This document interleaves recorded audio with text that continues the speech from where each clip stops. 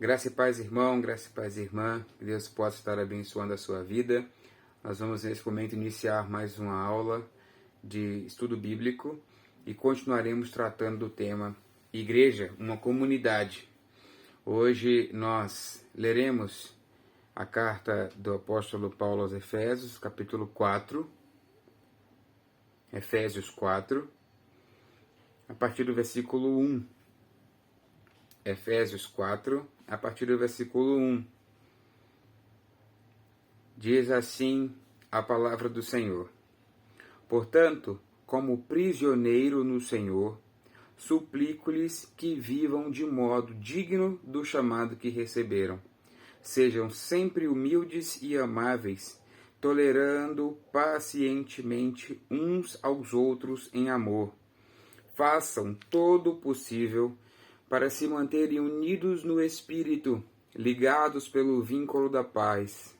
Pois há um só corpo e um só Espírito, assim como vocês foram chamados para uma só esperança. Há um só Senhor, uma só fé, um só batismo. Um só Deus e Pai de todos, o qual está sobre todos, em todos e vive por meio de todos. Vamos parar por aqui e vamos orar ao Senhor. Senhor Deus e Pai, Deus maravilhoso e poderoso, o único Deus que era, que é e que há de vir.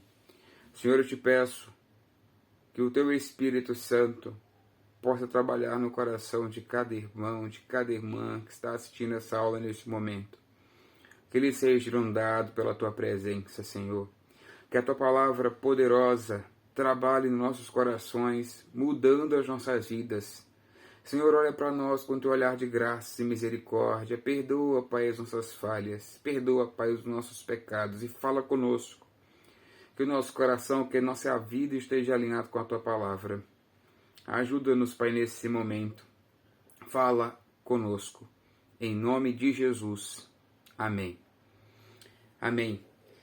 Meus irmãos, nós, na última aula, tratamos também sobre o tema Igreja, uma comunidade, falando sobre o que estamos vivendo, o tempo difícil que nós estamos vivendo, que infelizmente alguns irmãos simplesmente abandonaram a igreja e acreditam que conseguem viver a fé cristã sendo igreja sozinho, né? Na última aula nós respondemos a seguinte pergunta: é possível ser igreja sozinho?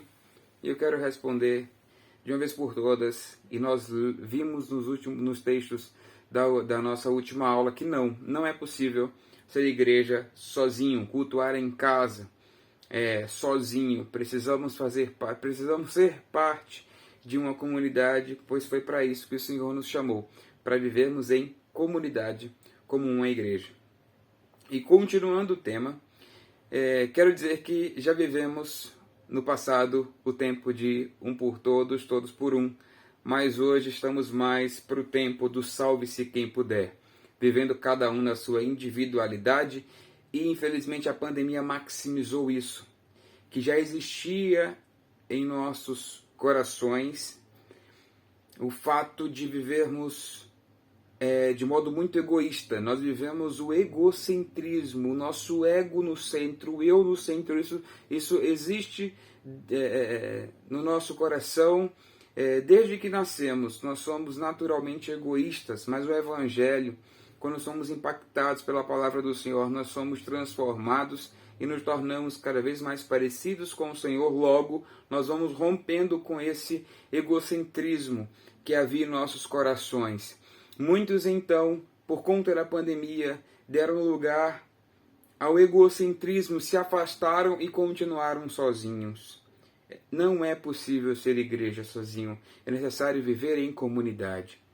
Mas agora, sabendo que precisamos viver dessa forma, que somos chamados, desafiados a viver em comunidade, qual que deve ser o nosso padrão? Como é possível viver em comunidade apesar das diferenças? E o apóstolo Paulo, na sua carta aos Efésios, capítulo 4, ele responde essa pergunta: como viver em comunidade? Qual que deve ser o nosso padrão? É importante, meus irmãos, começar dizendo que na carta aos Efésios, os 3 primeiros capítulos tratam sobre doutrina. O apóstolo Paulo vai expor sobre o que é o Evangelho, né, sobre a nossa nova vida em Cristo Jesus. Mas a partir do capítulo 4, o apóstolo Paulo vai tratar sobre a aplicação dessa doutrina. Né? Os capítulos 4, 5 e 6 tratam do nosso viver diário, como que eu posso aplicar aquilo que eu aprendo, né? Transpor da teoria para a prática. E é bem verdade, e o verdadeiro cristão ele entende isso, há uma conexão entre fé e prática, entre doutrina e aplicação. O crente verdadeiro ele não vai apenas aprender um conceito, mas pelo Espírito Santo ele é levado a... Ele compreende o conceito, mas ele entende e pelo Espírito ele é levado a aplicar esse novo conceito. As verdades do Evangelho, elas devem ser convertidas em um viver diário alinhado com essa palavra. O cristão verdadeiro ele entende. Ele é levado a viver na prática aquilo que ele tem aprendido na teoria, né? Ele aplica a doutrina. E o apóstolo Paulo vai tratar sobre a aplicação dessa doutrina nos capítulos 4, 5 e 6. Como que então é possível, partindo da compreensão doutrinária do Evangelho, viver em unidade? É disso que trata o capítulo 4. É um apelo à unidade. Porque, como eu já disse, nós somos originalmente, naturalmente egoístas. Precisamos romper com todo esse egoísmo para aprender então a viver em comunidade. Ao homem natural, por mais que se esforce, é impossível viver verdadeiramente em unidade. É impossível ao homem natural abrir mão de si para viver em prol do outro. Até aqueles que abrem mão, por exemplo, de uma vida aqui para se entregar à África, é uma realidade de extrema pobreza. Muitas vezes a intenção do coração dessa pessoa não cristã, que abriu mão para viver lá em prol de beneficiar alguém que vive em certa vulnerabilidade econômica, social, essa motivação é egoísta. Então, somente aquele que nasce de novo, somente aquele que tem um encontro com Cristo, pelo Espírito Santo, ele é levado a viver em koinonia, em unidade. Somente esse que é cheio de Deus é levado a abrir mão de si para viver em prol do outro. E o apóstolo Paulo, então, vai trazer à igreja em Éfeso como que é possível, e ele faz esse apelo a como devemos viver em unidade. E o versículo 1 vai iniciar dizendo: portanto, como prisioneiro no Senhor, suplico-lhes que vivam de modo digno do chamado que receberam. Suplico-lhes que vivam de modo digno do chamado que receberam. O que isso significa? O que isso quer dizer? O apóstolo Paulo faz então a seguinte exortação: o preço pago por vocês na cruz do Calvário foi alto. Logo, importa a você, a mim, que foi salvo graças ao sacrifício de Jesus nessa cruz, que vivamos como ele viveu. Que vivamos como cidadãos de um novo reino, do reino dos céus. E esse que é transportado do reino das trevas para o reino da luz, deve viver como um cidadão do reino da luz. Esse não deve viver mais como vivia antes. Esse deve mudar, deve ser transformado. E ele é transformado pelo Espírito Santo. E só que essa transformação precisa ter implicação prática, não apenas teórica. Então o apóstolo vai dizer: vivam de modo digno do chamado que receberam. Vocês foram transportados do reino das trevas para o reino da luz. Vivam de modo digno, como alguém que hoje é parte do reino da luz, que não é mais parte do reino das trevas. Vocês são parte de algo maior. É dever nosso responder ao amor com que o Senhor nos amou, de modo que o agrade. Qual que deve ser a minha resposta diante de tanto amor recebido? da parte do Senhor. Um viver de modo a agradá-lo. Em todas as áreas da minha vida, em todas as esferas da minha vida, eu preciso viver de modo a glorificar aquele que me salvou, aquele que me resgatou. Mas isso somente para aquele que é nascido de novo. É por isso que o apóstolo não está convocando todo mundo a viver em unidade. Ele está convocando os santos, os salvos, os eleitos. Vocês que receberam o chamado, vivam de modo digno desse chamado.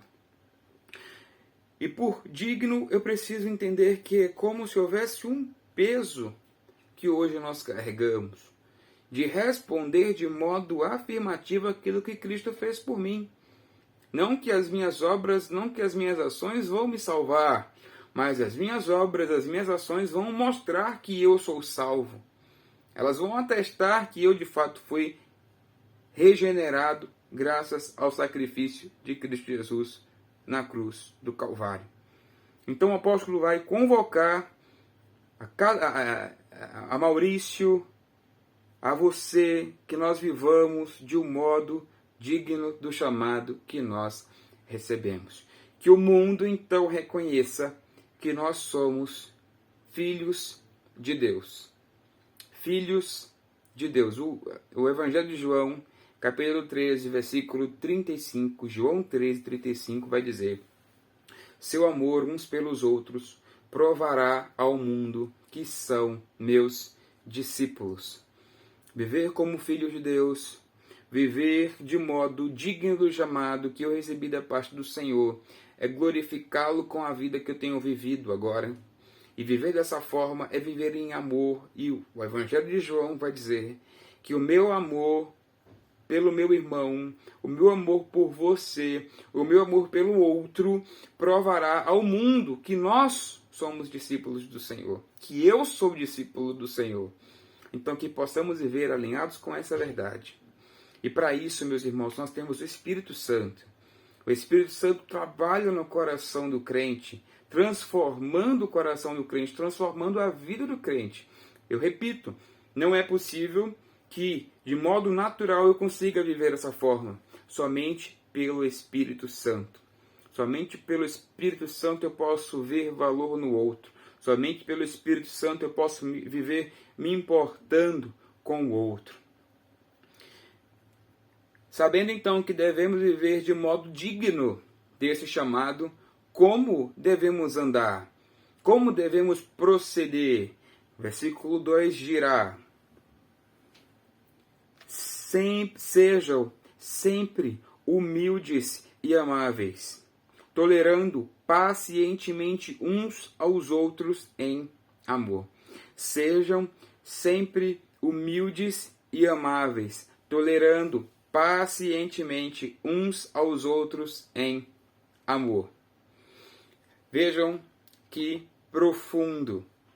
Humildade é tudo aquilo que se opõe ao orgulho. O apóstolo nos convida, nos exorta a sermos sempre humildes.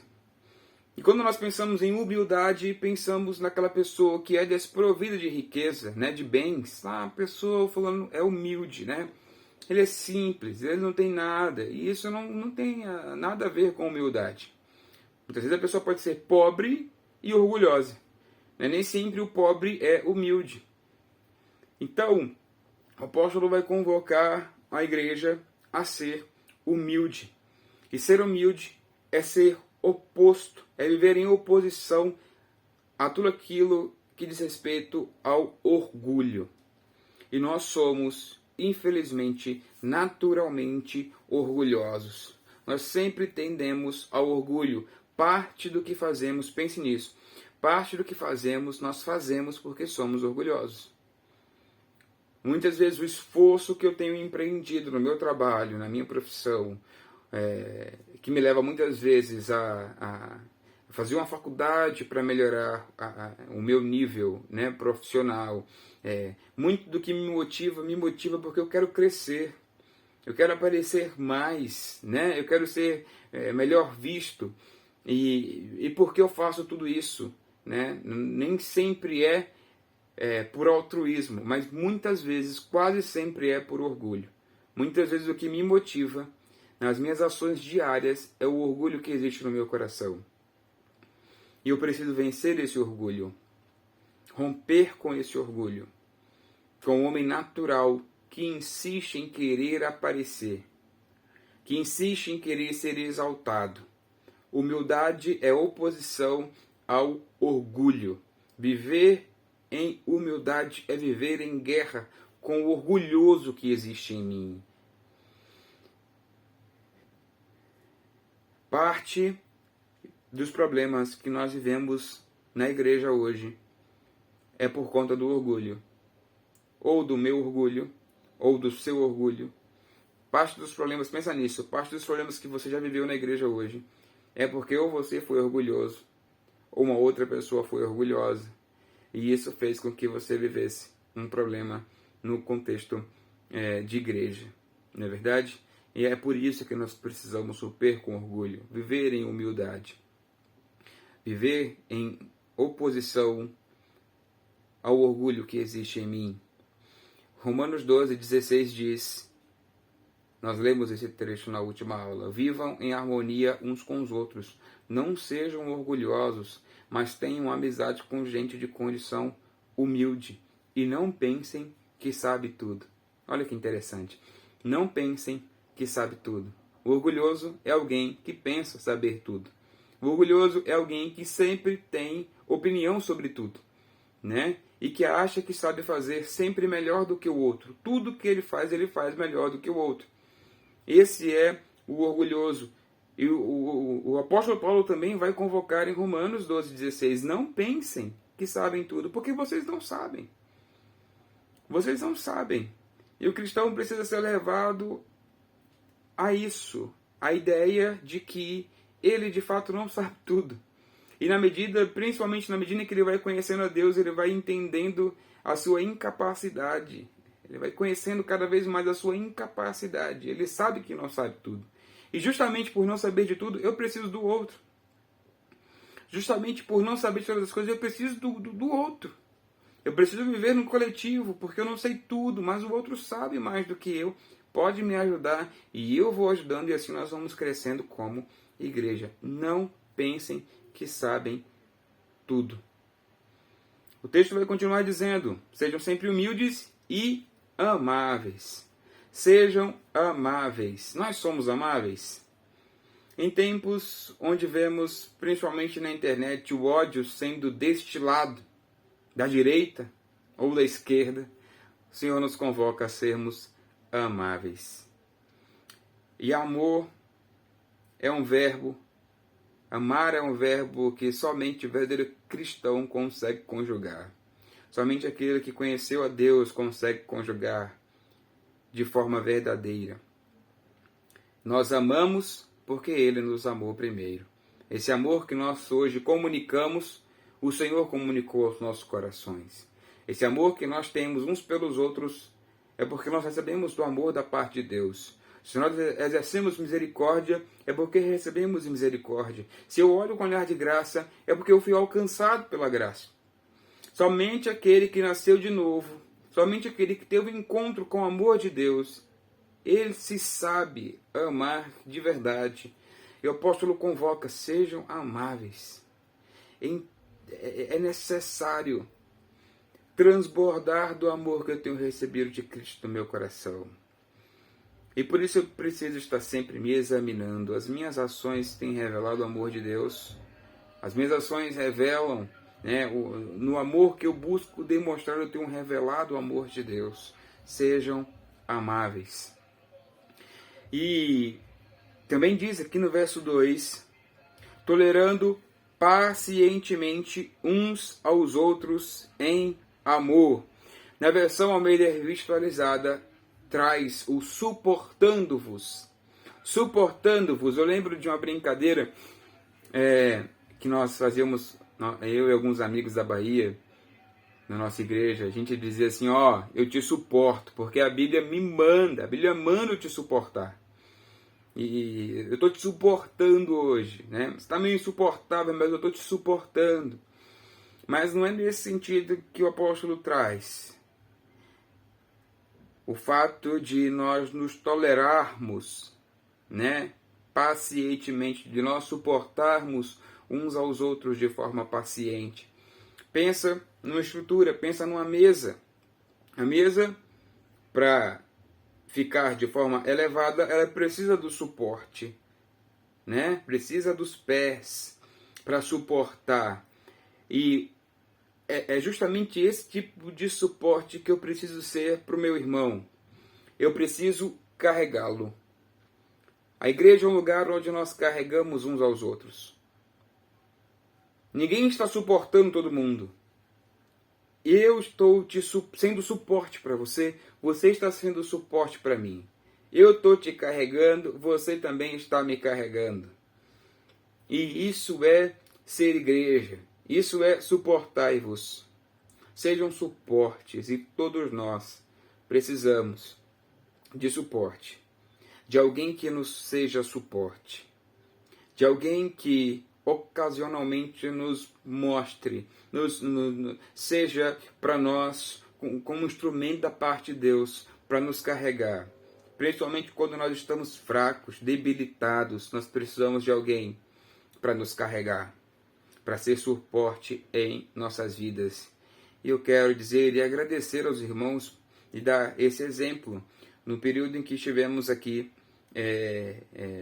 isolados, eu, a Júlia e o Mateus, por conta da Covid, nós recebemos muitas mensagens, né? Nós recebemos ligação do nosso pastor quase que diariamente. Como que vocês estão? Vocês estão bem? Estamos orando por vocês. E isso trazia refrigério aos nossos corações, né? Isso nos trazia a sensação de que nós somos importantes para alguém, né? Essa igreja nos suporta. Essa igreja tem nos carregado. E isso é ser igreja. Eu preciso ser suporte para você. Você precisa ser suporte para mim. Nós não somos apenas um clube social, né? Eu não vou ali no culto domingo e volto para casa e ao longo da semana eu não me relaciono com ninguém. Não devemos ser assim. É preciso ser suporte na vida uns dos outros. E é suporte quem é presente. É suporte quem se importa, né? É suporte quem tem aprendido a amar com amor que vem de Deus. Todos nós precisamos de alguém que nos seja suporte. Agora vamos à leitura que vai complementar esse pensamento, também na carta do apóstolo Paulo aos Filipenses, capítulo 2, dos versos 1 ao 4.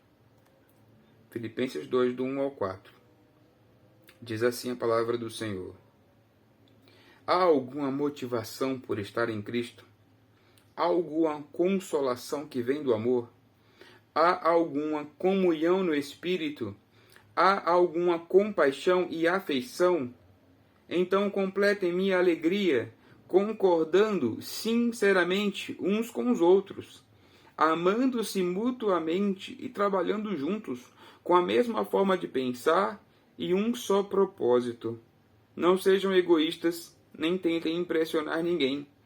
Sejam humildes e considerem os outros mais importantes que vocês. Não procurem apenas os próprios interesses, mas preocupem-se também com os interesses alheios. Vamos parar por aqui. Versículo 1, 2, 3 e 4 de Filipenses. Quais são as respostas que nós damos às perguntas que são feitas no versículo 1? Há alguma motivação por estar em Cristo? Sim. Há alguma consolação que vem do amor? Sim. Há alguma comunhão no Espírito? Sim. Há alguma compaixão e afeição? Sim. O apóstolo vai dizer, então, se a resposta é sim para todas essas perguntas, completem minha alegria. Como completar a alegria do apóstolo Paulo? Concordando sinceramente uns com os outros. Primeiro ponto. Concordando sinceramente uns com os outros. Amando-se mutuamente e trabalhando juntos. Então vamos pensar nessas ações. Concordar, amar e trabalhar juntos. Concordar, amar e trabalhar juntos. Como? Com a mesma forma de pensar e um só propósito. Então pensem nisso. Somos diferentes. Não é verdade? Eu sou diferente de você. Muitos vieram de realidades diferentes, de histórias diferentes. Muitos são diferentes nas dimensões, em questões econômicas, sociais. Somos diferentes. O que nos une é o fato de que nós temos o Senhor Jesus Cristo como cabeça desse corpo e nós temos o único propósito, né? Nosso propósito é conhecer mais a Deus e fazê-lo cada vez mais conhecido. É glorificar a Deus com a nossa forma de viver e pensar. Temos o mesmo propósito e por isso nós vivemos uma unidade apesar das nossas diferenças. Nós temos o mesmo alvo, nós temos o mesmo objetivo. Estamos aqui sendo um com o objetivo de refletir a glória de Deus. O texto vai continuar dizendo quais são as ações que nós devemos executar. Não ser egoísta. Não tentar impressionar ninguém. Em outra versão vai dizer, nada façais por partidarismo ou vanglória. Também vai convocar a ser humilde. Sejam humildes e considerem os outros mais importantes que vocês. Olha que desafio tremendo. Considerar o outro mais importante do que eu. A pessoa que estará do meu lado no domingo à noite, ela é mais importante do que eu.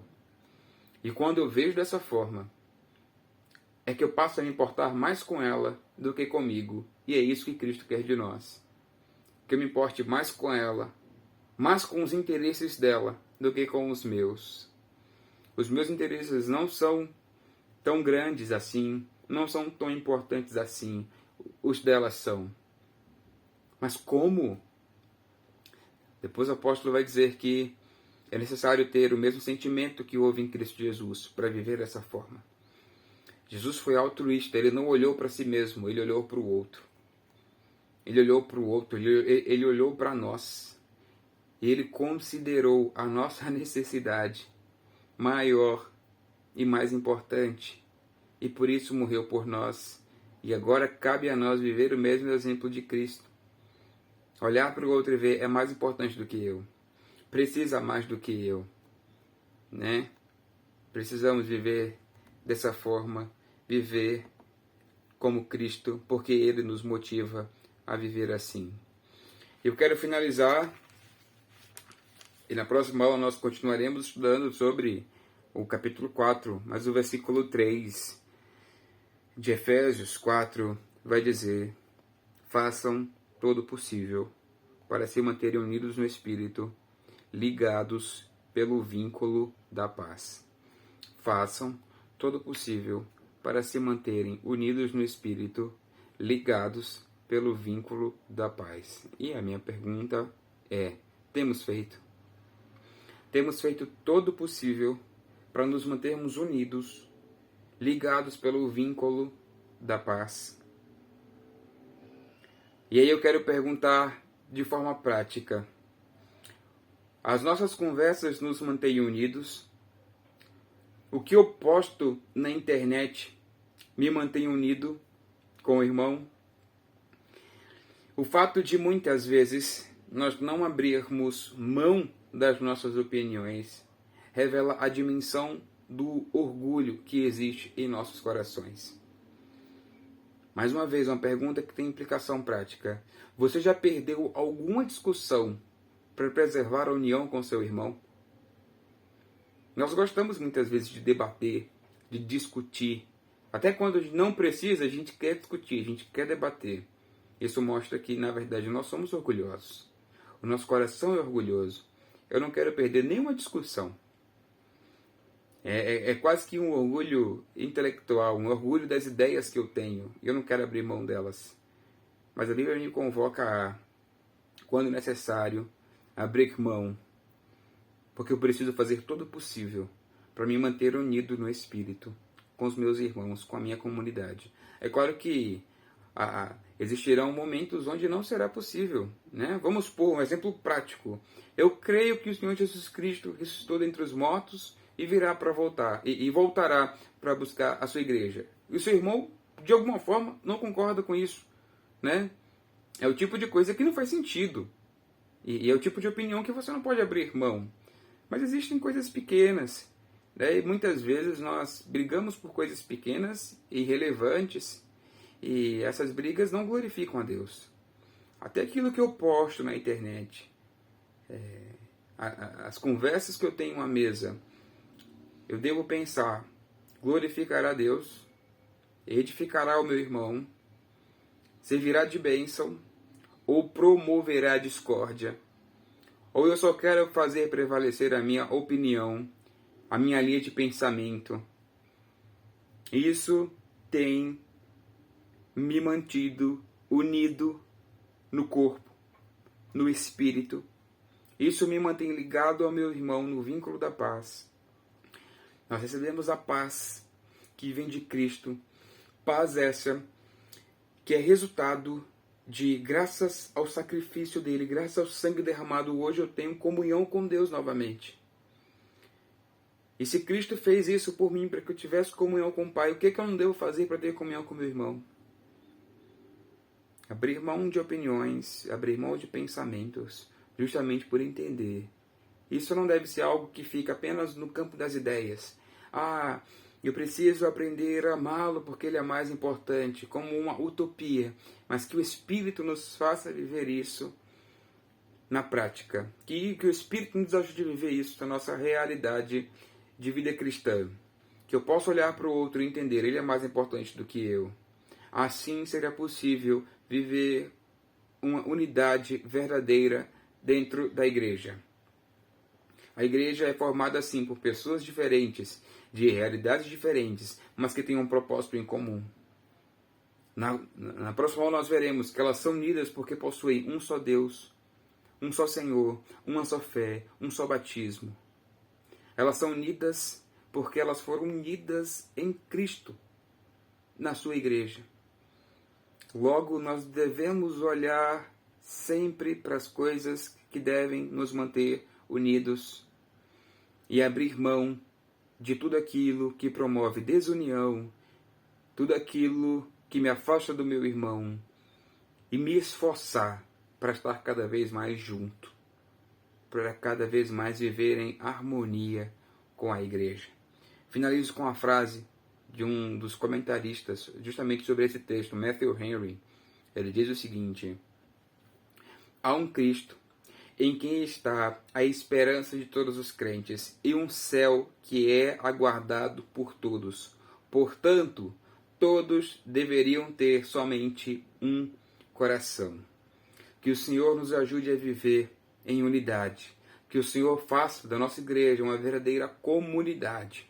Que possamos aprender a abrir mão dos meus pensamentos, né? De coisas que me impedem de viver em unidade, para abraçar a comunidade, para abraçar a igreja e para ser parte dela.